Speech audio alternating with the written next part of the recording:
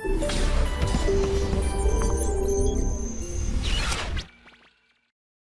बच्चों, और बेटा लोग कैसे हो? तैयारी बढ़िया चल रही है एडवांस के लिए? चलिए, तो जो है आज चैप्टर है बायोमोलिक्यूल एंड पॉलीमर्स। देखिए, बहुत इंपॉर्टेंट चैप्टर है ये एडवांस के लिए। इसमें क्वेश्चन आता है, मेंस में भी कई सारे क्वेश्चन आए थे, आपने देखे होंगे। तो इसमें क्या होता है, इसमें क्वेश्चन जो बनते हैं वो बहुत कोई खतरनाक क्वेश्चन नहीं बनते या बहुत ऑर्गेनिक मैकेनिज्म नहीं होती। ये बेसिकली ये थ्योरी बेस्ड चैप्टर है। आपको अगर थ्योरी आती है सो जो है आप इसमें काम कर पाइएगा, थ्योरी नहीं आती है तो नहीं कर पाइएगा। तो उस पर हम लोग क्या करेंगे, इस चैप्टर में थोड़ा थ्योरी भी पढ़ेंगे। ठीक है भाई, जिससे आपका फायदा हो। मेरी कोशिश ये रहती है जिससे आपका फायदा हो वही काम करना है। ठीक है, तो देखो कार्बोहाइड्रेट्स क्या होते हैं। सबसे पहले कार्बोहाइड्रेट्स क्या होते हैं, तो अपने लिखा भाई polyhydroxy carbonyl compound in which at least one chiral centre is present are known as carbohydrates.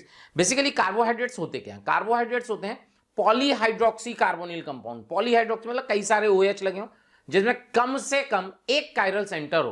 तो जो सिंपलेस्ट कार्बोहाइड्रेट्स होता है, सबसे छोटा, वो होता है ग्लिसरॉल्डिहाइड। इसको बोलते हैं डी ग्लिसरॉल्डिहाइड। इसका मिरर इमेज होता है एल ग्लिसरॉल्डिहाइड। ये आपने ऑप्टिकल में पढ़ा होगा, D and L form. Actually में क्या होता है, डी और एल अगर आपको निकालना, कंफ्यूजन नहीं होना चाहिए, डी और एल भी पूछता है एग्जाम में। डी और एल निकालना है तो जो मेन फंक्शनल ग्रुप है, लाइक एल्डिहाइड या कार्बोक्सिलिक एसिड, जो मेन फंक्शनल ग्रुप है उसको हमेशा वर्टिकल टॉप में ले आओ। अगर नहीं है तो इवन इंटरचेंज करो, वर्टिकल टॉप में ले आओ और कार्बन कंटेनिंग डाउन में ले आओ। और डी और एल के लिए चेक करो position of H and OH of the last chiral centre from the main functional group. Like अगर मान लीजिए इस तरह का कोई कंपाउंड, जैसे ग्लूकोज होता है ना बेटा, 4 HOH होते हैं, यहां CH2OH है, तो HOH HOH HOH HOH, तो लास्ट कायरल सेंटर, इसकी पोजीशन चेक करना है। अगर OH राइट साइड में है तो ये D हो जाएगा और OH लेफ्ट साइड में है तो L हो जाएगा। बाकी ऊपर क्या है उससे कोई लेना देना नहीं है। अच्छा, मान लो किसी फॉर्म का D आया, अब बोला इसका L बताओ, तो लास्ट कायरल सेंटर मत चेंज कर देना, D का मिरर इमेज L होता है। मतलब जैसे मान लो OH राइट में है, तुमने कह दिया इसका L बनाना है तो OH को लेफ्ट में L होगा, बट इस कंपाउंड का L नहीं होगा क्योंकि L तो किसी और का है। L एक कंपाउंड का D जो है उसका L क्या होगा, उस पूरे कंपाउंड का टोटली मिरर इमेज। यानी आप यहां मिरर रखेंगे, उसका कंप्लीट मिरर इमेज ही L होगा। ये मत कर देना कि लास्ट वाले कायरल में चेंज कर दिए, बोले लो भाई D का L हो गया, गलत हो जाएगा बेटा। ठीक है, D और L ऐसे नहीं निकालते। ठीक है, ओके, वापस आते हैं। अब आते हैं आपको ग्लूकोज एंड फ्रैक्टोज। तो देखो ग्लूकोज क्या होता है, आपको पता है एल्डिहाइड ग्रुप होता है। इसमें 4 कायरल सेंटर आएंगे और चारों डिफरेंट हैं, तो 2 की पावर 4 स्टीरियो आइसोमर्स होंगे, यानी टोटल 16 स्टीरियो आइसोमर्स होंगे। अच्छा, एक बात बता दूं, 16 में से ध्यान रखना 8 D फॉर्म होंगे और 8 L फॉर्म होंगे। 8 D फॉर्म होंगे, 8 L फॉर्म होंगे। अगर ऐसे क्वेश्चन पूछता कि ग्लूकोज के टोटल स्टीरियो आइसोमर बताओ जो सारे L हों, इसका मतलब 8 लिखना है। सारे D हों, 8 लिखना है। टोटल पूछे 16 लिखना है। फ्रैक्टोज, फ्रैक्टोज में क्या होता है, फ्रैक्टोज में कीटोन ग्रुप होता है और इसमें 3 कायरल सेंटर होंगे, तो इसलिए इसके टोटल स्टीरियोआइसोमर्स बेटा क्या होते हैं, 8 होते हैं। अच्छा, ग्लूकोज और फ्रैक्टोज जो होते हैं वो एक दूसरे के फंक्शनल आइसोमर्स होते हैं। क्या होते हैं, एक दूसरे के फंक्शनल आइसोमर्स। क्या कहानी क्लियर है, देख लीजिए जितना। हाँ भाई देखो, अब क्या है कि जैसे मैंने आपको बताया कि ग्लूकोज के 16 आइसोमर्स होते हैं। अब उन 16 आइसोमर्स के नाम याद रखना, उनके स्ट्रक्चर याद रखना। अब कुछ लोगों का मानना होगा कि स्ट्रक्चर से क्वेश्चन थोड़ी ना आता है, मेंस में ही आया है। जब मेंस में स्ट्रक्चर से क्वेश्चन आ गया, मैनोज लिख दिया या टैलोज लिख दिया, अगर आपको स्ट्रक्चर नहीं पता तो आप कुछ भी नहीं कर पाइएगा ना। 2 लिख दिया, मैनोज एंड टैलोज आर डाइस्टेरियोआइसोमर, ये वो एनोमर्स, बहुत सारी चीजें होती। सो जब आपको स्ट्रक्चर नहीं पता तो बेटा आप नहीं कर पाइएगा। तो देखिए, स्ट्रक्चर रटना नहीं है, समझ लेना है, और एक बार समझ लोगे ना तो कुछ भी बना लोगे तुरंत तुरंत। ठीक है, तो मैं आपको 16 के 16 स्ट्रक्चर बनाना सिखा दूंगा, बस आपको याद रखना है। देखो और एक बात, अपन जो है टोटल स्ट्रक्चर बनाएंगे 8। क्यों? क्योंकि 8 में आपको बताएगा 16 स्ट्रक्चर में से 8 D के होंगे और 8 L के होंगे। तो अपन क्या करेंगे बेटा, 8 D के बना लेंगे और जिसका भी पूछा है एल उसका मिरर इमेज बना देंगे तो एल हो जाएगा। ठीक, मिरर इमेज तो पता ही है आपको बनाना। अब देखो क्या करना है आपको, तरीका है एजी गूगल अमित, एक साइड लिखना है एजी गूगल, ठीक है, और दूसरे साइड लिखना है अमित। क्लियर भाई, बनाया अपन ने था, अब तो पूरे मार्केट में अवेलेबल है। ठीक है, तो अब क्या है यार, कोई भी कह देता है कि मैंने बनाया, अब क्या किया जाएगा ना, कोई बात नहीं। तो देखो, तो बेटा क्या है कि यहां पे आप देखिएगा कि एजी गूगल और अमित, अब ये है क्या, देखिए पहले आपके नाम पता होना चाहिए। देखो ए से होता है एलोज एल्ट्रोज, नाम पहले ना, कम से कम 8 के नाम तो पता होने चाहिए बेटा, तभी तो स्ट्रक्चर बना पाओगे। तो पहला एलोज, दूसरा एल्ट्रोज, ठीक है, तीसरा ग्लूकोज, चौथा मैनोज, अगला गुलोज, आई से आइडोज, जीएल गैलेक्टोज और टी से talose. Clear, allose, altrose, glucose, mannose, gulose, idose, galactose, talose, देखो सबके नाम लिखे हैं। ठीक है, अब बनाना समझिए। बहुत सारे लोग अलग अलग तरीके बताते हैं कि ऐसे ऐसे, जो मैं बता रहा हूं ध्यान सुन लीजिएगा, सब आ जाएगा। देखो सबसे पहला स्ट्रक्चर याद रखना है, कैसे, सीधे ऊपर CHO नीचे CH2H, सबको OH, सारे OH क्या कर दो राइट में और सारे OH लेफ्ट में कर दो, तो ये हो गया पहला डी एल्लोज। क्या हो गया, ये डी, ये डी एल्लोज। ये देखो अब है क्या, ध्यान सुनना, कॉन्सेप्ट क्या है, जो इधर वाला है ना उसका C2 एपिमर ये है, एपिमर समझते हो, बेसिकली कार्बोहाइड्रेट्स में जो डाइस्टियो आइसोमर्स होते हैं उन्हें हम एपिमर कहते हैं। जैसे C2 एपिमर मतलब दूसरे कार्बन पे चेंज हुआ है, C3 एपिमर मतलब तीसरे कार्बन पे चेंज हुआ है। ठीक है, क्योंकि बेटा मतलब 1.5 घंटे क्लास में देखो सारी चीजें तो नहीं बताई जा सकती हैं, लेकिन मैं कोशिश करूंगा कि आपका पूरा हो जाए। तो देखो यहां जो है एल्लोज बनाए, अब इस एल्लोज का जो C2 एपिमर है वो है आपका एल्ट्रोज। C2 एपिमर का मतलब दूसरे कार्बन पे चेंज कर दो। देखो कैसे, ये देखो डी एल्लोज है, ये देखो यहां से नंबरिंग होगी, ये है 1 2 3 4 5 6, सेकेंड नंबर पे चेंज करना है, OH को इधर ले आइए, H को इधर ले जाइए। ये देखो, ये देखो क्या अपन ने OH को इधर कर दिया, H को इधर कर दिया, तो देखो ये हो गया, इसका नाम क्या हो गया, ये हो गया डी एल्ट्रोज। और ध्यान से डील बना रहे हैं, तो ये जो लास्ट वाला कायरल है इसमें कोई चेंज नहीं होगा, क्योंकि अगर ये चेंज कर दोगे बेटा तो एल हो जाएगा, तो इसको तो फिक्स्ड कर देंगे कि इसमें हम कोई चेंज नहीं करेंगे, और इसमें कोई चेंज नहीं करेंगे, तो इसका जो है डी फिक्स्ड है।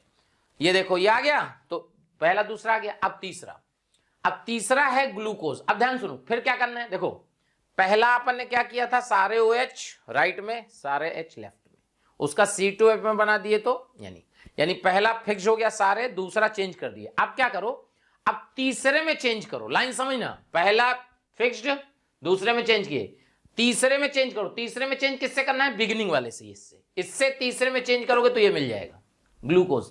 तीसरा मतलब देखो 1 2 3, यानी इसमें OH को इधर, H को इधर, देखो कहां किया भाई अपन, ये देखो ये आ गया 1 2, ये देखो ये एक मिनट कुछ गड़बड़ लिख दिया बेटा ना,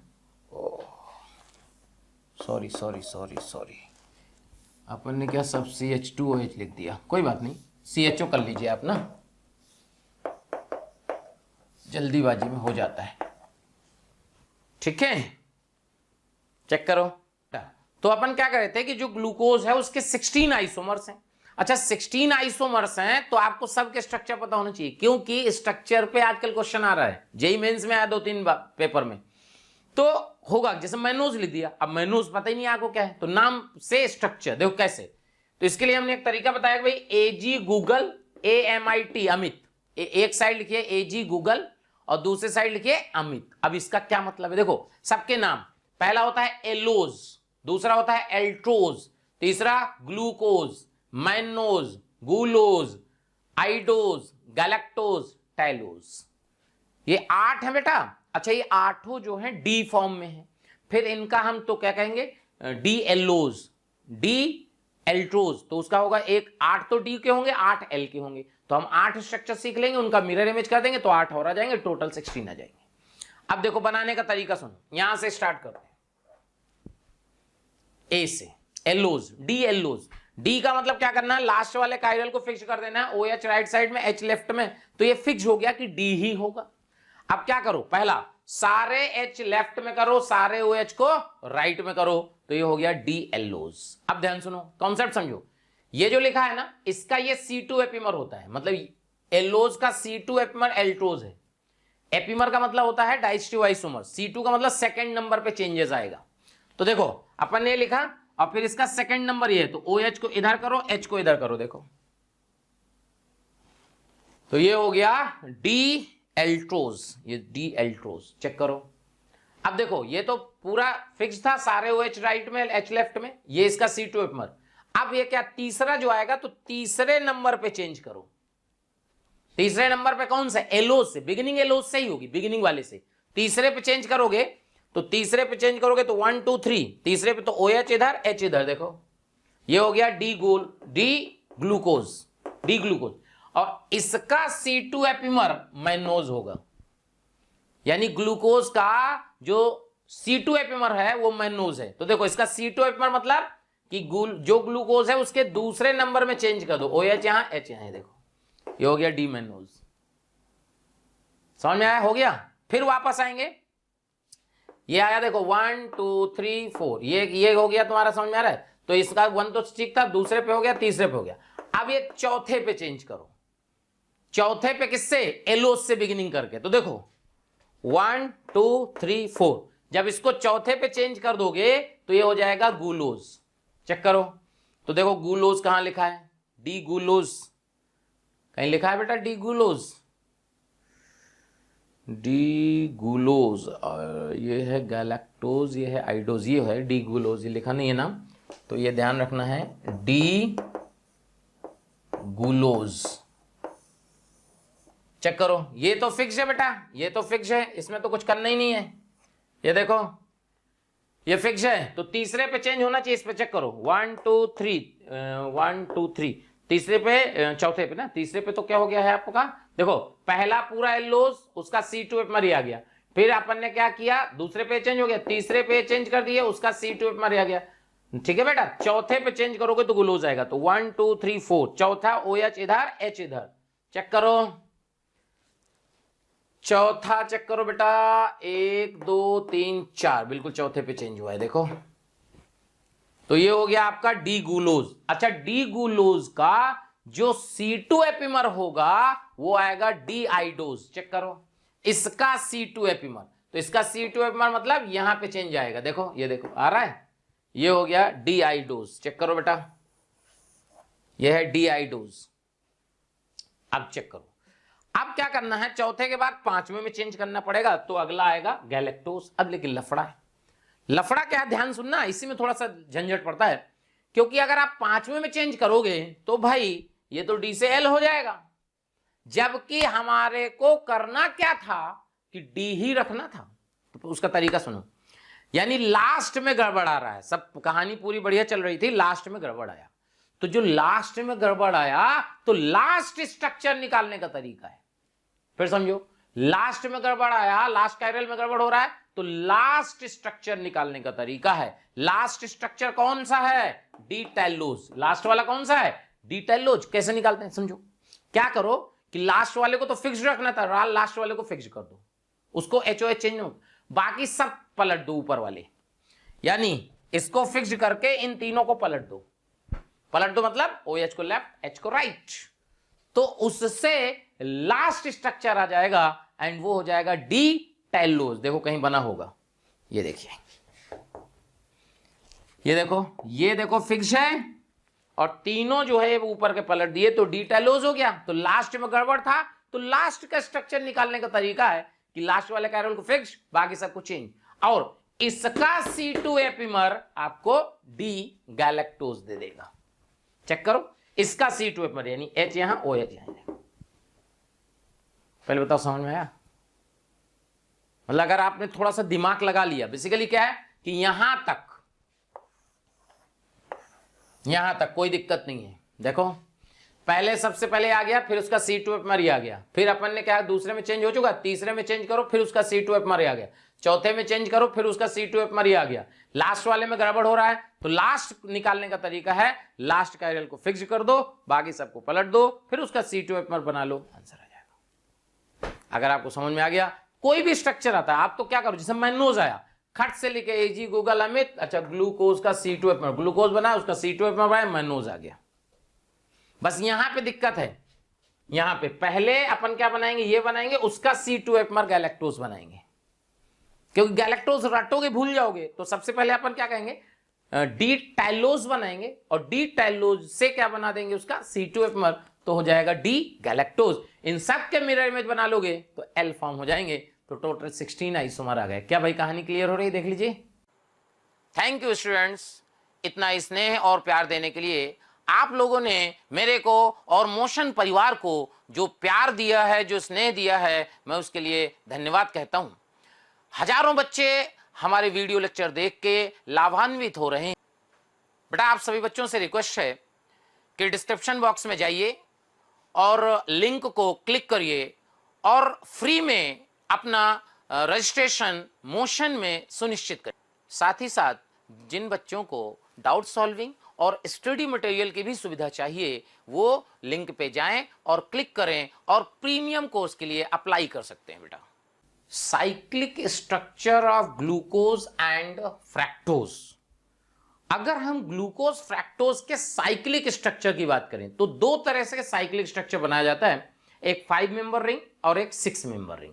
6 मेंबर रिंग डिराइव होता है पाइरेन से और 5 मेंबर रिंग डिराइव होता है फ्यूरेन से। तो जब 6 मेंबर का होता है तो पाइरेनोज बोल देते हैं, और जब 5 मेंबर का होता है तो फ्यूरेनोज बोल देते हैं। ओके, सो ध्यान से देखिए, ये है ओपन चेन स्ट्रक्चर, इसको हम लोग फिशर प्रोजेक्शन बोलते हैं, सबको पता है। ओपन चेन स्ट्रक्चर क्या होता है, फिशर प्रोजेक्शन। जो उसका रिंग स्ट्रक्चर होता है उसे हॉवर्थ प्रोजेक्शन बोलते हैं। Okay, basically open chain and ring जो है ये रिंग चेन टॉटोमर्स होते हैं। क्या होते हैं, रिंग चेन टॉटोमर्स। कैसे, देखो यहां पे क्या होता है बेटा, यहां पे डबल बॉन्ड होता है, ये पाई बॉन्ड यहां ब्रेक करता है, और ये वाला जो OH है, देखो ये वाला OH जाके इस पे अटैक कर देता है। क्योंकि sp2 हाइब्रिडाइज्ड कार्बन है तो जो O है वो ऊपर नीचे दोनों से अटैक करता है, इसलिए दो पॉसिबिलिटी आती है। सो कैसे फिशर से हावर्थ बनाते हैं, सिंपल, जिस कार्बोनिल पे अटैक किया उस पे तो दोनों पॉसिबिलिटी हैं, ये तो फिक्स है, इसलिए देखो ये ब्रोकन लाइंस का मतलब दोनों पॉसिबिलिटी है ना, इसको 1 नंबर दिए। बाकी ये 2, 3, 4, 5 वाली पोजीशन सब क्या है, फिक्स्ड है। तो देखो फिशर में जो राइट में होगा, मतलब फिशर में समझना, फिशर प्रोजेक्शन समझ लो एक लाइन में हो जाएगा, एंड हावर्थ प्रोजेक्शन। तो जो इसमें राइट में होगा वो वहां डाउन में जाएगा, और जो लेफ्ट में होगा वो रिंग में अप में जाएगा, और CH2OH जो है हमेशा ऑलवेज अप रहेगा। ये देखो ये रूल है, ठीक है। तो देखो तरीका क्या है, ध्यान सुनो। देखो यहां सेकंड नंबर पे देखो, सेकंड नंबर पे OH कहां था, राइट पे, देखो OH नीचे आया सेकंड नंबर पे। थर्ड नंबर पे देखो H राइट था, H नीचे, OH ऊपर। फोर्थ नंबर पे देखो OH क्या था, राइट में था, तो OH नीचे, H ऊपर, और CH2H ऑलवेज ऊपर। किसी का भी हो, कोई भी हो, मैनोज जो भी हो, इस तरह से आप उसका साइक्लिक स्ट्रक्चर बना सकते हैं, ठीक है। अब इसमें क्या होता है बेटा, इसमें दो पॉसिबिलिटी है, क्यों, ये दोनों बन सकते हैं। तो देखो इसके एक हटा के देखना, एक ही बना देते हैं हम। इसमें एक पॉसिबिलिटी HOH, यानी H नीचे, H ऊपर, OH नीचे, और दूसरी पॉसिबिलिटी होगी, ध्यान देना, OH H, बाकी सब फिक्स्ड है ना, H OH H OH OH H CH2OH और H। ये देखो जब OH लेफ्ट नीचे है, OH कहां है, नीचे, तो इसको बोलते हैं अल्फा डी ग्लूकोज। क्या बोलते हैं बेटा, अल्फा डी ग्लूकोज। जब OH नीचे है तो उसको बोलते हैं अल्फा फॉर्म, और जब OH ऊपर है तो इसको बोलते हैं बीटा डी ग्लूकोज। ये देखो, alpha D glucose, beta D glucose. और जिस कार्बोनिल कार्बन पे OH अटैक किया है, ये इसको बोलते हैं एनोमेरिक कार्बन। तो ये इस कार्बन को बोलते हैं एनोमेरिक कार्बन, ये है एनोमेरिक कार्बन। और अल्फा डी और बीटा डी ग्लूकोज जो है, उन दोनों को एक प्रकार से है तो डाइस्टियो आइसोमर, बट कार्बोहाइड्रेट में एनोमेरिक के रेस्पेक्ट में उसको एनोमर बोलते हैं। यानी alpha D glucose and beta D glucose are anomers to each other. ये देखो, इन्हें हम एनोमर्स बोलते हैं। अगर ऑप्शन में एनोमर्स ना हो और डाइस्टियो आइसोमर हो तब भी चलेगा, देख लो। तो अल्फा डी ग्लूकोज और बीटा डी ग्लूकोज एक दूसरे क्या है बेटा, ये एनोमर्स हैं। ये देखिए, ये साइक्लिक फॉर्म है अल्फा डी ग्लूकोज का, और ये साइक्लिक फॉर्म है बीटा डी ग्लूकोज का। अब आप देखिए होता क्या है कि साइक्लिक फॉर्म से चेयर फॉर्म कैसे बनाते, बहुत आसान सा तरीका है। जो साइक्लिक फॉर्म में डाउन हो, चेयर फॉर्म उसे डाउन कर दो, जो साइक्लिक फॉर्म में अप हो उसे अप कर दो। क्या कहानी क्लियर है? Down down up up. देखो यहां, देखो यहां OH कहां है बेटा, डाउन, H कहां है, अप। तो ये हो गया, देखो ये डाउन, ये अप। ये देखो पहला नंबर, यहां से नंबरिंग स्टार्ट कर दो, 1 2 3 4 5 6। ये देखो OH कहां डाउन, तो H आ गया होगा डाउन, OH आ गया अप। देखो सारी पोजीशन क्लियर। तो ये अल्फा डी ग्लूकोज है, बीटा डी ग्लूकोज है। अल्फा डी ग्लूकोज में OH कहां होता है, एक्सियल पोजीशन पे, और बीटा डी ग्लूकोज में OH होता है इक्वेटोरियल पोजीशन पे। तो देखो यहां पे OH कहां है, इक्वेटोरियल पोजीशन पे, चेक करो, ठीक है। सो OH इक्वेटोरियल पोजीशन में होने की वजह से स्टेबिलिटी बीटा की ज्यादा हो जाती है, यानी बीटा डी ग्लूकोज जो है ज्यादा स्टेबल होता है अल्फा डी ग्लूकोज से। ये देखो stability,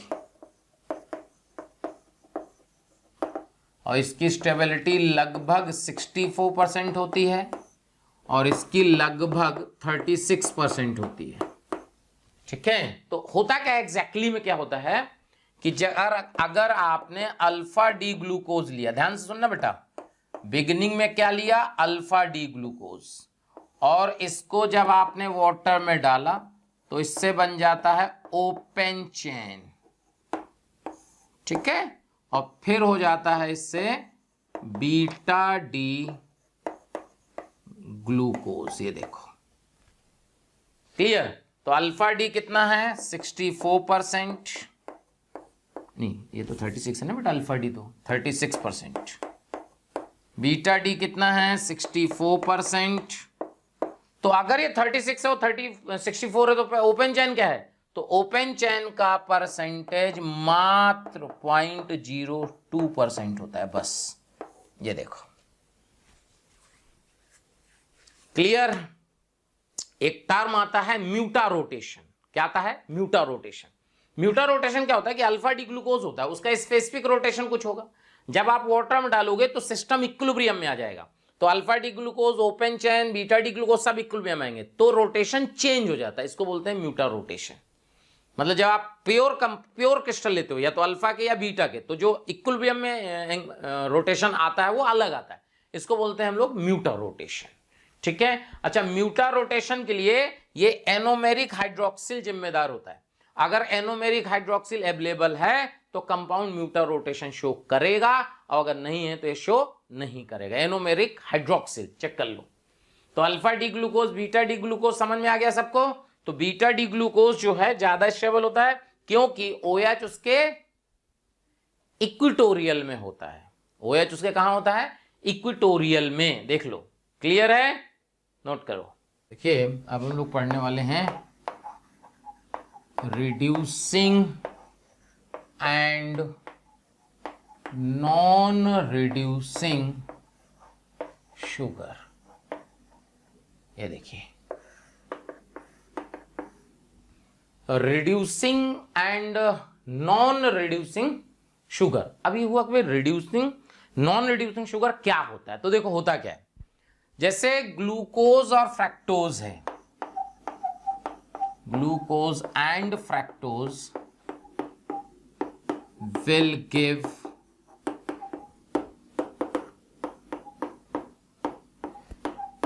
tolerance test,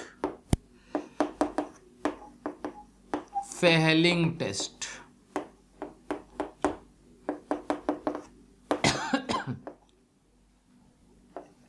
Benedict test. ये तीनों टेस्ट जो है ग्लूकोज फ्रैक्टोज देते हैं।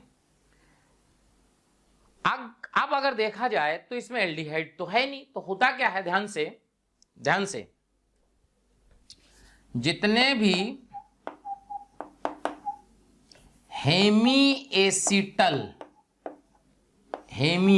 देखो हेमी एसिटल जो होते हैं वो सारे टेस्ट देते हैं। Hemiacetal will give all test, hemiacetal will give all the test.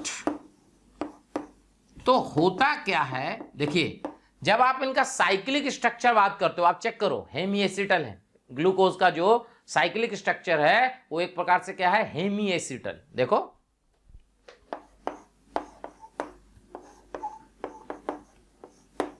ये देखो, ये है CO और COH, यही तो था हेमी एसिटल। देखो जैसे मान लीजिए CH3CHO है और इसमें आप ROH का रिएक्शन करा दीजिए, तो क्या बनता है, COHHOR, ये है हेमी एसिटल। तो जितने भी हेमी एसिटल होते हैं वो सारे टेस्ट देते हैं। देखो देता है, इसलिए देता है। क्लियर, क्या कहानी क्लियर हो रही है?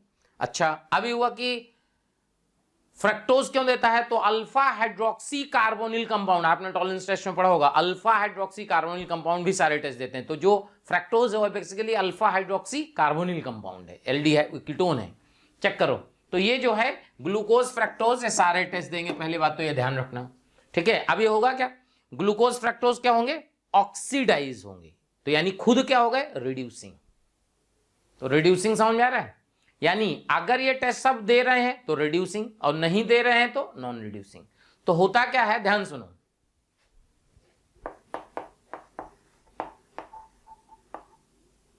Reducing nature of carbohydrates, reducing nature of carbohydrates will depend on the presence of anomeric hydroxyl group। ये देखो, if anomeric hydroxyl group is present, then sugar will be reducing। Check करो बेटा, अगर एनोमेरिक हाइड्रोक्सिल अवेलेबल है तो sugar क्या होगा, reducing.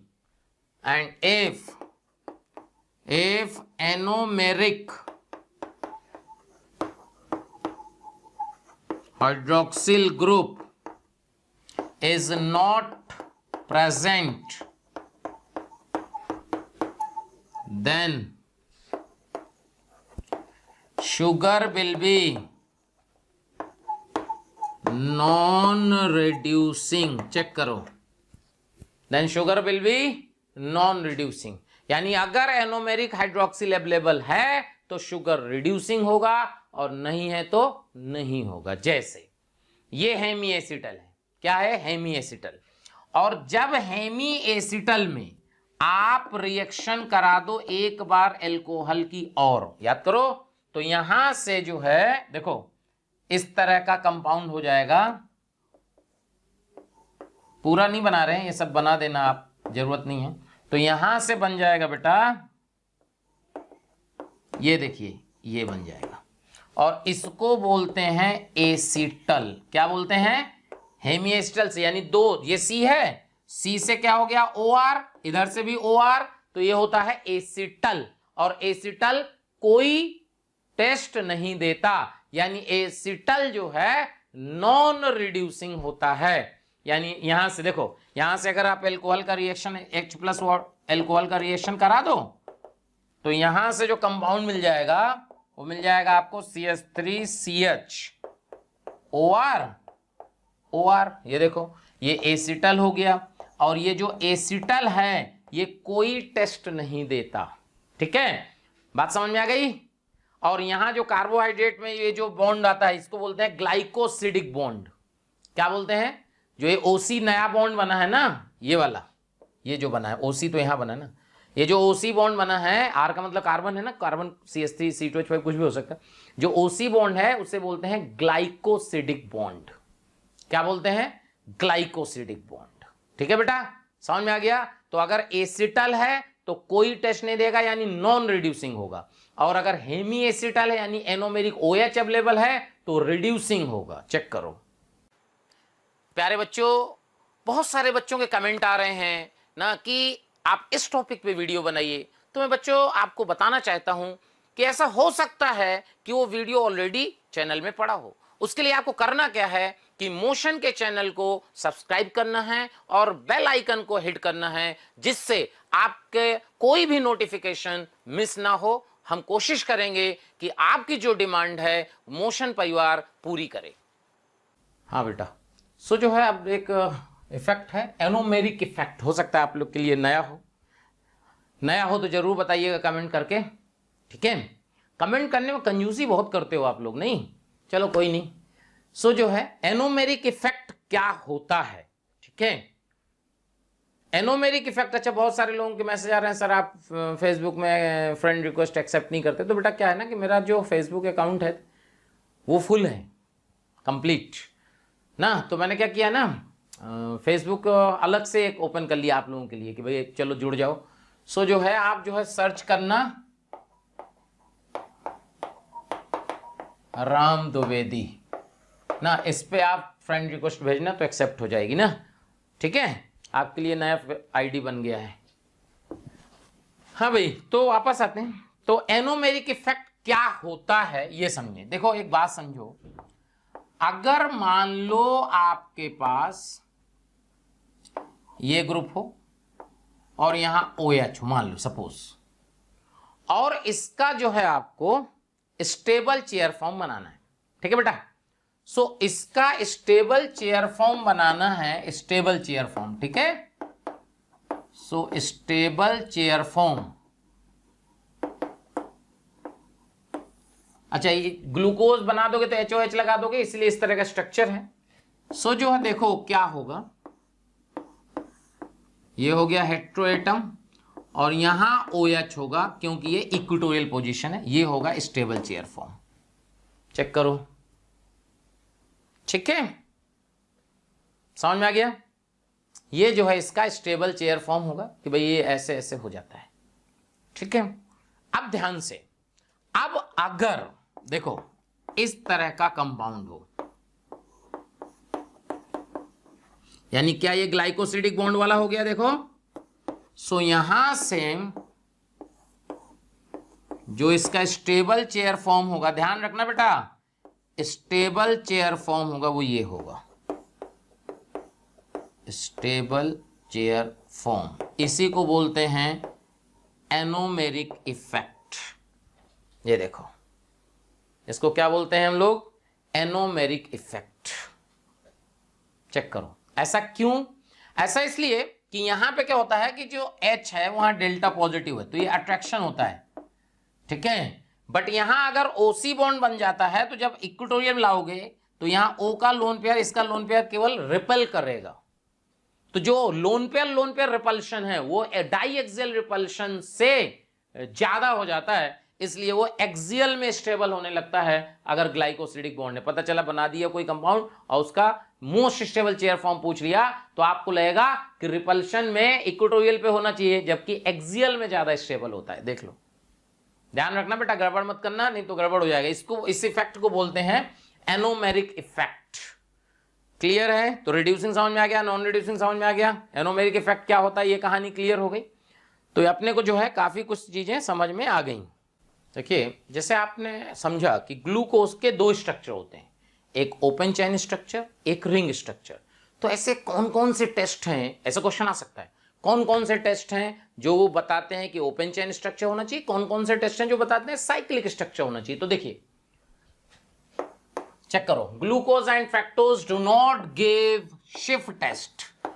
Shift test क्या होता था? शिफ्ट test is a very sensitive test for aldehyde. अगर ग्लूकोज और फ्रैक्टोज, अगर ग्लूकोज मान लीजिए, फ्रैक्टोज में तो कीटोन है, चलिए, ग्लूकोज अगर ये टेस्ट नहीं देता, इसका मतलब ग्लूकोज में एल्डिहाइड ग्रुप फ्री फॉर्म में अवेलेबल नहीं है। अगर फ्री फॉर्म में अवेलेबल नहीं है तो कहां है? रिंग स्ट्रक्चर में CHO गायब हो गया है, वो हेमी एसिटल में कन्वर्ट हो गया है। पहला टेस्ट। सोडियम बाइसल्फाइड टेस्ट नहीं देता, इसका मतलब CHO अवेलेबल नहीं है। देखो, क्योंकि सारे एल्डिहाइड सोडियम बाइसल्फाइड टेस्ट देते थे। 2,4 DNP टेस्ट नहीं देता। याद करो, कार्बोनिल कंपाउंड का स्पेशल टेस्ट होता था DNP test. Glucose fructose DNP test नहीं देते। ध्यान रखना, सब इंपॉर्टेंट क्वेश्चन बन जाएंगे। कैसे? Which of the following compound do not give DNP test? 4 लिखे होंगे, उसमें ग्लूकोज फ्रैक्टोज भी होगा। ठीक है, अगला, करा penta acetyl derivative of glucose. Penta acetyl का मतलब होता है कि जितने OH होंगे वो जब आप एसिटाइल क्लोराइड से रिएक्शन कराओगे तो COCS में चेंज होंगे। तो आप देखना, ग्लूकोज में 5 OH आ रहे होंगे, तो 5 से पेंटा एसिटाइल डेरिवेटिव बन जाएगा। अब करा, जो पेंटा एसिटाइल डेरिवेटिव होता है वो ऑक्साइम नहीं बनाता। अच्छा, क्यों ऑक्साइम नहीं बनाता? ऑक्साइम तो कार्बोनिल कंपाउंड की रिएक्शन है भाई, हाइड्रोक्सिल एमीन से रिएक्शन होती है ना, ऑक्साइम बनता है, तो इससे ऑक्साइम नहीं बनाता, इसका मतलब CHO अवेलेबल नहीं है। अच्छा, अगर ओपन चेन की बात करें कि ओपन चेन कौन कौन से रिएक्शन देंगी ओपन चेन, तो देखो, ग्लूकोज में HI का रिएक्शन कराते हैं, नॉर्मल हेक्सेन बन जाता है। अगर ग्लूकोज में HI का रिएक्शन कराओ, नॉर्मल हेक्सेन बन रहा है, तो ओपन चेन रहा होगा बेटा, तभी तो नॉर्मल हेक्सेन बना। Glucose form cyanohydrin with HCN, HCN के साथ रिएक्शन तो साइनोहाइड्रिन बनता है, इसका मतलब CHO की प्रेजेंस है। ग्लूकोज फॉर्म ग्लूकोसाजोन फिनाइल हाइड्रोजन से रिएक्शन करके ग्लूकोसाजोन बनाता है, अभी बताएंगे रिएक्शन, इसका मतलब प्रेजेंस है किसकी? CHO की। एक और, glucose form monoxime, glucose form monoxime with hydroxyl amine. देखो, खास बात, जब आप ग्लूकोज में रिएक्शन कराते हो हाइड्रोक्सिल एमीन के तो ऑक्साइम बनता है, और जब उसका पेंटा एसिटाइल डेरिवेटिव ले लेते हो तो ऑक्साइम नहीं बनता है। इसका मतलब रिंग चला गया, रिंग में। देखो, क्लियर है बेटा? तो ये टेस्ट ऐसे हैं जो आपको ओपन चेन और रिंग दोनों की पॉसिबिलिटी बताते हैं। कि कुछ टेस्ट ये बताते हैं कि ओपन चेन होना चाहिए, कुछ टेस्ट बताते हैं कि रिंग स्ट्रक्चर होना चाहिए, इसीलिए दोनों स्ट्रक्चर होते हैं, ध्यान रखना। अच्छा, अभी हुआ कि DNP टेस्ट क्यों नहीं देता अगर ओपन चेन है? तो बेटा, ओपन चेन का परसेंटेज बहुत कम है, 0.02%, सिग्निफिकेंट फिगर ही नहीं है। क्या भाई समझ में आ रहा है? देखिए, ये क्वेश्चन है, ये IIT का आया हुआ क्वेश्चन है। कह रहा ये स्ट्रक्चर दिया है, ये D ग्लूकोज का दिया है, और पूछा है the structure of L glucose, बताओ कैसे निकालोगे? D ग्लूकोज का स्ट्रक्चर दिया है, L ग्लूकोज का निकालना भी बताया। IIT क्वेश्चन एडवांस का, देख लीजिए ऐसा क्वेश्चन आता है। सिंपल क्या करना है, क्या हम कहेंगे कि D का मतलब होता है OH, last chiral centum OH right side और H लेफ्ट साइड, D, और L में क्या हो जाएगा? OH इधर, H उधर। देखो, क्या ये आंसर आएगा? क्या मत देना, ये आपको क्या बताया था? D का मिरर इमेज जब आप करते हो तब L होता है, तो इस पूरे कंपाउंड का मिरर इमेज देखोगे तो वो L होगा। तो पूरे कंपाउंड का मिरर इमेज चेक कर लो बेटा, HOH HH, ये होगा बेटा, ये चेक करो। ये नहीं कि लास्ट कायरल में चेंज कर दिए तो L हो जाएगा, नहीं, L होगा बट उस कंपाउंड का नहीं होगा। ठीक है, ओके। अब थोड़ा और बात करते हैं, मोनोसैकेराइड्स क्या होते हैं, डाइसैकेराइड्स क्या होते हैं, पॉलीसैकेराइड्स क्या होते हैं। तो मोनोसैकेराइड्स होते हैं सिंगल, जिनकी फर्दर कोई भी हाइड्रोलाइसिस नहीं होती, मतलब मोनोसैकेराइड सिंगल मॉलिक्यूल हैं जो फर्दर टूटते नहीं है। डाइसैकेराइड्स का मतलब होता है, डाइसैकेराइड्स ऐसे मॉलिक्यूल्स होते हैं जो आप ऐसा सोचो कि जब हम हाइड्रोलाइसिस कराते हैं तो 2 मॉलिक्यूल्स ऑफ मोनोसैकेराइड्स में वो अलग हो जाता है। बेसिकली क्या होता है समझो, एक होता है मोनोसैकेराइड्स, एक होता है ओलिगोसैकेराइड्स। ओलिगोसैकेराइड्स का मतलब होता है कि ऐसे सैकेराइड जिनके हाइड्रोलाइसिस कराते हैं तो 2 to 10 मॉलिक्यूल्स ऑफ मोनोसैकेराइड्स मिलते हैं। पॉलीसैकेराइड्स का मतलब क्या होता है कि उसमें n मॉलिक्यूल ऑफ मोनोसैकेराइड्स मिलते हैं फर्दर हाइड्रोलाइसिस जब कराते हैं पॉलीसैकेराइड्स की। तो अपने सिलेबस में मेनली डाइसैकेराइड्स ही है कि डाइसैकेराइड क्या क्या होते हैं ये अपन पढ़ेंगे। तो देखिए बेटा, डाइसैकेराइड्स में सबसे पहले हम लोग बात करेंगे सुक्रोज की। सुक्रोज बेसिकली क्या होता है, जब हम ग्लूकोज, डी ग्लूकोज और डी फ्रैक्टोज से वाटर निकालते हैं तो सुक्रोज बनता है। चेक करो, तो यहां से आप क्या होता है अल्फा डी ग्लूकोज लेते हैं और बीटा डी फ्रैक्टोज लेते हैं। तो ये देखिए अल्फा डी, ये बीटा डी, बीटा में वो OH ऊपर होता था, इससे वाटर निकालेंगे तो इस तरह का कंपाउंड बनेगा। अच्छा देखो, इसका OH ये एनोमेरिक था, इसका OH ये भी एनोमेरिक था। इसका मतलब इसमें दोनों के ग्लूकोज के और फ्रैक्टोज के एनोमेरिक हाइड्रोक्सिल गायब हो चुके हैं। चेक करो, इसको बोलते हैं अल्फा बीटा 1,2 ग्लाइकोसिडिक बॉन्ड। अच्छा, इसमें एनोमेरिक हाइड्रोक्सिल अवेलेबल नहीं है, इसका मतलब ये कोई टेस्ट नहीं देगा, म्यूटा रोटेशन शो नहीं करेगा। देख लो, तो ये है। अच्छा, ये क्या होगा, ये होगा आपका नॉन रिड्यूसिंग, क्या होगा, नॉन रिड्यूसिंग शुगर। चेक करो, do not show mutarotation, do not show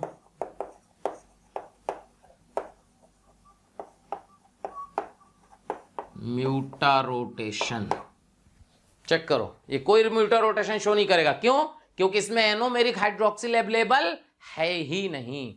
check करो, क्लियर है बेटा? क्या कहानी क्लियर है? देख लो, तो डाइसैकेराइड्स की बात कर रहे थे, तो डाइसैकेराइड्स में दूसरा है माल्टोज। बेटा माल्टोज में क्या होता है, मैंने आपको पहले बताया है, इस चैप्टर से थ्योरी बेस्ड क्वेश्चन ही आते हैं, एज सच कोई मैकेनिज्म बेस्ड क्वेश्चन इसमें नहीं आता है, थ्योरी बेस्ड क्वेश्चन।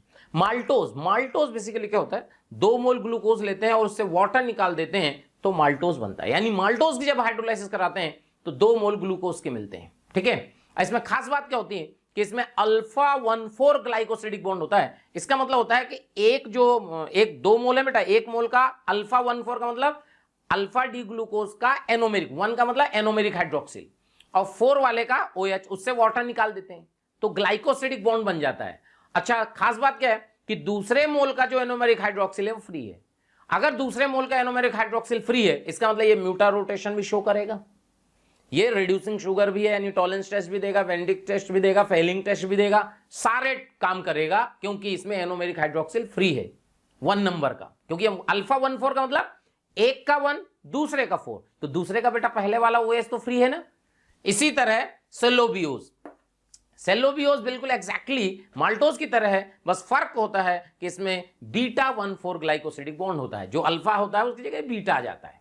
ठीक है, बीटा का मतलब याद है ना, अल्फा का मतलब नीचे OH और बीटा का मतलब ऊपर OH। ओके, लैक्टोज बेसिकली क्या होता है, लैक्टोज की जब हम हाइड्रोलाइसिस करते हैं तो आपको मिलता है गैलेक्टोज प्लस ग्लूकोज। अब इसमें 2 डिफरेंट कार्बोहाइड्रेट्स मिल रहे हैं, मोनोसैकेराइड्स। तो अब अपने को ध्यान रखना पड़ेगा कि जो लैक्टोज है उसमें जो एनोमेरिक हाइड्रोक्सिल है किसका इन्वॉल्व हुआ है। तो ध्यान रखना कि जो अल्फा, जैसे अपने बीटा 1,4 है तो 1 वाला जो होता है OH वो होता है, ध्यान रखिएगा बेटा, किसका, गैलेक्टोज का। यानी इसमें एनोमेरिक हाइड्रोक्सिल किसका फ्री होता है, ग्लूकोज का, लिखा भी हुआ है। बीटा 1,4 ग्लाइकोसिडिक बॉन्ड होता है, देख लीजिए। प्यारे बच्चों, अगर आपको हमारी वीडियोस पसंद आ रही हों तो उनको लाइक और शेयर करें, जिससे जरूरतमंद बच्चों तक वो वीडियो पहुंच सके। और मैं बच्चों ये कहना चाहता हूं कि आप जब वीडियोस देखें तो उसमें कमेंट जरूर लिखें, क्योंकि एक एक कमेंट, आपका एक कमेंट मेरी पूरी टीम को मोटिवेशन देता है। इसलिए आपसे रिक्वेस्ट है बेटा कि कमेंट जरूर करें।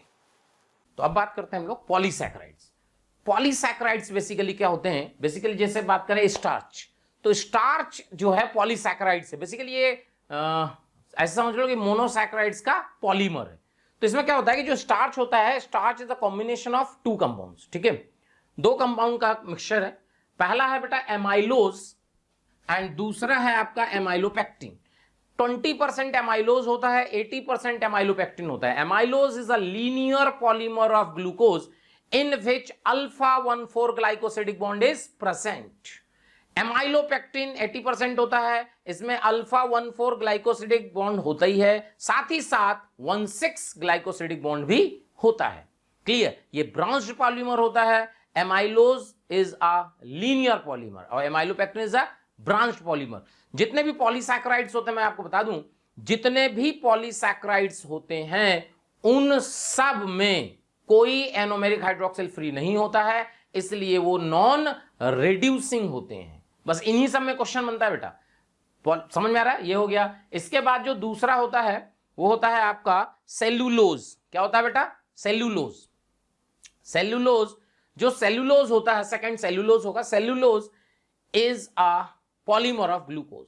ये भी ग्लूकोज का पॉलीमर होता है। इसमें क्या होता है? इसमें बीटा 1,4 ग्लाइकोसिडिक बॉन्ड होता है। ध्यान रखना, बीटा 1,4 ग्लाइकोसिडिक बॉन्ड। इसमें क्वेश्चन आ चुका है क्या कि सेल्यूलोज एसीटेट का स्ट्रक्चर क्या होगा। तो सेल्यूलोज एसीटेट का मतलब समझो क्या होगा, जहां जहां OH है वहां एसाइलेशन से OCOCH3 बनाते चले जाइए। सारे OH को OCOCH3 से रिप्लेस कर दीजिए। बस ध्यान रखना है कि बीटा 1,4 ग्लाइकोसिडिक बॉन्ड होना चाहिए, क्योंकि अगर आप ये भूल गए कि बीटा 1,4 ग्लाइकोसिडिक बॉन्ड होता है तो फिर आंसर गलत हो जाएगा। मतलब आप समझो, टोटली थ्योरी बेस्ड क्वेश्चन आता है। नोट कर लिए। क्वेश्चन की बात करते हैं, एक आध क्वेश्चन करते हैं। सपोज ये ग्लूकोज है, ग्लूकोज का 1 मोल दिया हुआ है। अब ये कह रहा है इसमें रिएक्शन कराई गई फिनाइल हाइड्रोजीन की, तो ये बन गया कंपाउंड। अब ये कह रहा है the moles of phenyl hydrazine used in above reaction. अब जिसको मैकेनिज्म नहीं पता है या याद नहीं है वो तो क्या कहेगा कि यार 2 मोल यूज हो रहे हैं, जबकि इसका आंसर होता है 3 मोल। ध्यान रखना बेटा, मैकेनिज्म जरूरत नहीं है, आप याद रखना कि इसमें 3 मोल यूज होता है और इसका साइड प्रोडक्ट जो और मिलता है, एनिलीन मिलता है और अमोनिया मिलता है। ये इसके साइड प्रोडक्ट हैं।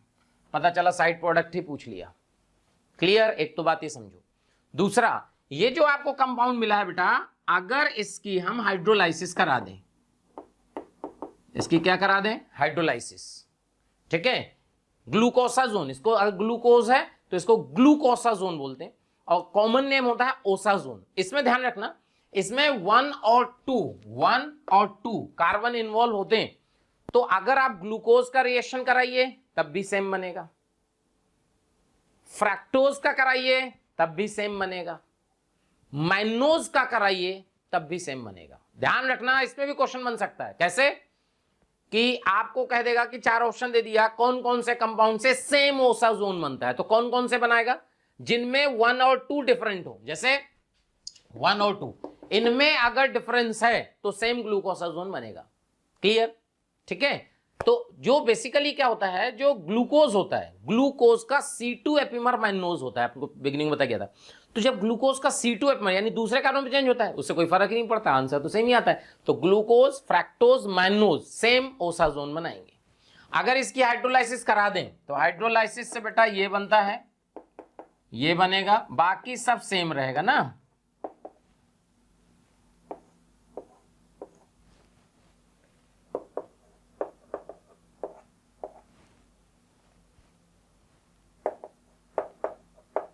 ये देखिए, ठीक है? और जब इसमें ध्यान रखना zinc acetic acid, zinc acetic acid के रिएक्शन कराएंगे तो ये जो है रिड्यूस हो जाएगा, ये चेंज हो जाएगा CH2OH में, यहां CO आएगा, यहां CHOH होल थ्राइस का 1 2 3, ये देखो, और ये हो गया आपका फ्रैक्टोज। ये देखो, तो कभी भी आपको ग्लूकोज से फ्रैक्टोज बनाना हो तो ये तरीका होगा। अच्छा, इस कंपाउंड को, ये जो कंपाउंड मिला है, इसको ओसोन बोलते हैं। क्या बोलते हैं? ओसोन। देखो, ओसोन, वो ग्लूकोसाजोन, ये ओसोन। ओसोन का रिडक्शन कराते हैं तो फ्रैक्टोज मिलता है। क्लियर है बेटा? देख लो, कुछ क्वेश्चन जो है हम लोग पॉलीमर के कर लेते हैं। करा मोनोमर ऑफ नेचुरल रबड़, मोनोमर ऑफ नेचुरल रबड़, नेचुरल रबड़ का मोनोमर। इस तरह क्वेश्चन आते हैं बेटा, सिंगल चॉइस मोर देन। तो क्लोरोप्रीन, नियोप्रीन, आइसोप्रीन, बुनाएस। तो ये तो क्या है, आपको याद होगा तो सीधे आंसर आता है। पॉलीमर का मतलब तो बेटा याद होता है, इसमें कोई मैकेनिज्म नहीं, कुछ नहीं, याद रख लो। तो नेचुरल रबड़ का जो मोनोमर होता है वो आइसोप्रीन होता है और इसका स्ट्रक्चर आप ऐसे लिख सकते हैं,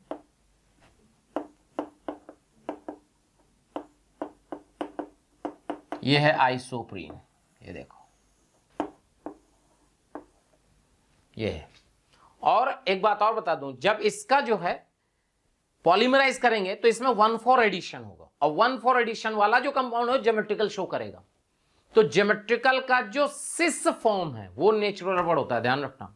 ज्योमेट्रिकल का समझो, इसका जो पॉलीमर होगा ना, आप उसको ऐसे लिख सकते हैं CH2 this, C double bond CH3 CH CH2, ये ऐसे ऐसे, ये देखो। तो ये ज्योमेट्रिकल शो कर रहा है, देखो, ठीक है। तो ये ज्योमेट्रिकल शो का, तो इसका सिस फॉर्म जो होता है वो नेचुरल रबड़ होता है, और इसका जो ट्रांसफॉर्म होता है उसे बोलते हैं गट्टा पर्चा।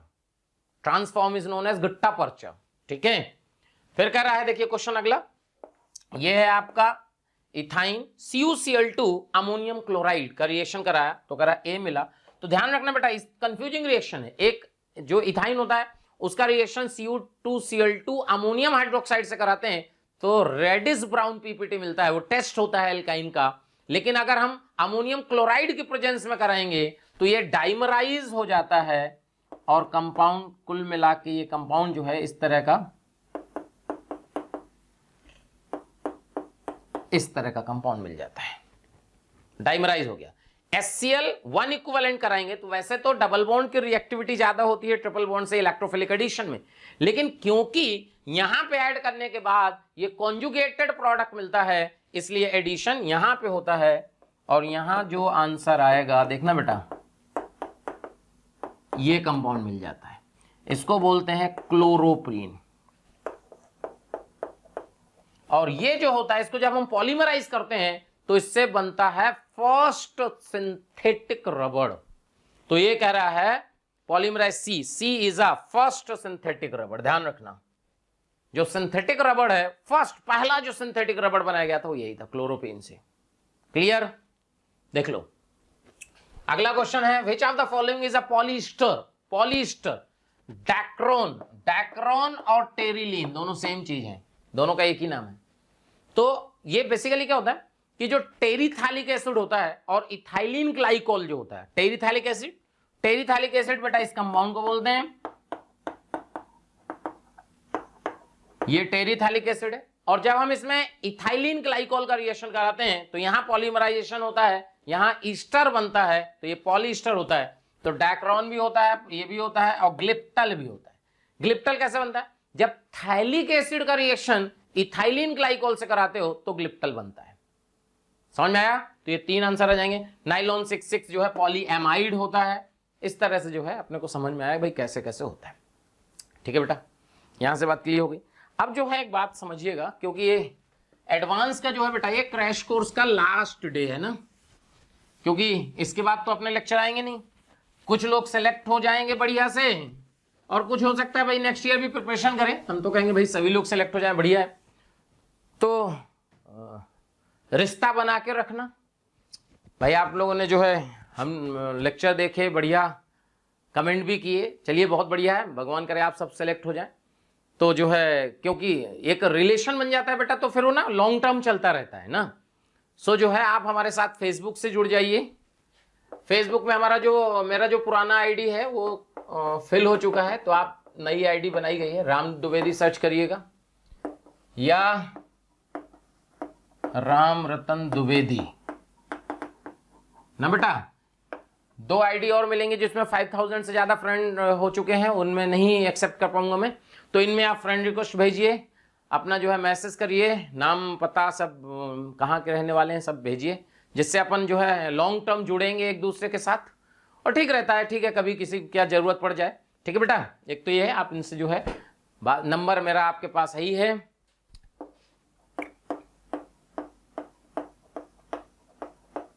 ये नंबर नोट कर लीजिएगा, कभी जरूरत पड़े, कभी फोन करना हो, कभी आपको किसी चीज की टेंशन हो रही हो, कुछ पूछना हो, तो आप इस पे बेहिचक कॉल कर सकते हैं। ठीक है, wish you all the best. आप बहुत अच्छा करेंगे, आपका रिजल्ट बहुत अच्छा आएगा। कॉन्फिडेंस मेंटेन करके रखिएगा, ठीक है, क्योंकि जो लास्ट में है वो कॉन्फिडेंस बेटा बहुत काम आता है। इसलिए कॉन्फिडेंस मेंटेन करके रखिएगा, सब शानदार होगा। Wish you all the best. प्यारे बच्चों, अगर आपको मेरे वीडियो पसंद आ रहे हैं और आप मुझसे पढ़ना चाहते हैं तो मैं अभी आपको एक नंबर दे रहा हूं, उस पर आज ही कॉल करें, जिससे आने वाले वीडियो आपको मिल जाएं और आप उससे लाभान्वित हों। नंबर लिख लीजिए 1800 2121 799।